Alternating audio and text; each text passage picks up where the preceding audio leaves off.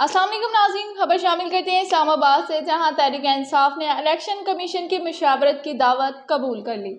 تحریک انصاف کا 3 رکنی وفد الیکشن کمیشن حکام سے مشاورت کرے گا۔ وفد میں بیرسٹر علی گوہر، علی ظفر اور عمیر نیازی شامل ہیں۔ ذرائع کے مطابق تحریک انصاف کا وفد چیئرمین پی ٹی آئی کی نمائندگی کرے گا۔ تحریک انصاف کا وفد کل دن 2 بجے الیکشن کمیشن حکام سے ملیں گے۔ واضح رہے کہ انتخابی عمل پر مشاورت کے لیے سیکریٹری الیکشن کمیشن نے پاکستان مسلم لیگ نون کو بھی باضابطہ دعوت دی ہے۔